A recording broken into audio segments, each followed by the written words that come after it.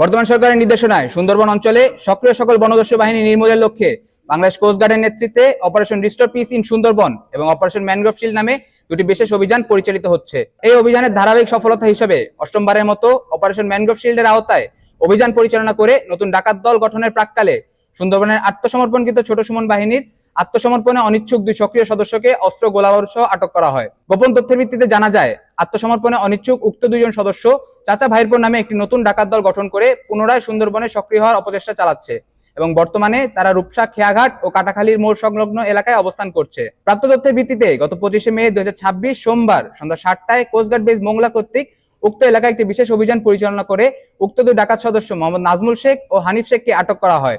এ সময় তাদের কাছ থেকে ডাকাতির জন্য সদ্য প্রস্তুতকৃত চাচা ভাইরপুর নাম সম্বলিত 500টি কার্ড উদ্ধার করা হয়। পরবর্তীতে আটককৃত ডাকাতদের দেওয়া তথ্যের ভিত্তিতে আজ 26 মে 2026 মঙ্গলবার সকাল 6টায় কোস্টগার্ড বেস মোংলা ও পুলিশের সমন্বয়ে মোংলা থানাধীন সুন্দরবনের শেলা নদীর বটতলার খাল সংলগ্ন এলাকায় একটি যৌথ অভিযান পরিচালনা করে 3টি একনলা বন্দুক, একটি পাইপ গান, একটি খেলনা পিস্তল ও 19 রাউন্ড তাজা কার্তুজ উদ্ধার করা হয়। আটককৃত ডাকাত মোহাম্মদ নাজমুল শেখ ও হানিফ শেখ বাগেরহাট জেলার মোংলা থানার বাসিন্দা।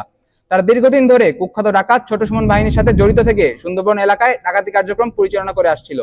পরবর্তীতে গত 17 মে 2026 ছোট সুমন বাহিনীর আত্মসমর্পণের পরে তারা চাচা ভাইরপুর নামে একটি নতুন ডাকাত দল গঠন করে পুনরায় সুন্দরবনে সক্রিয় হওয়ার অপচেষ্টায় লিপ্ত ছিল।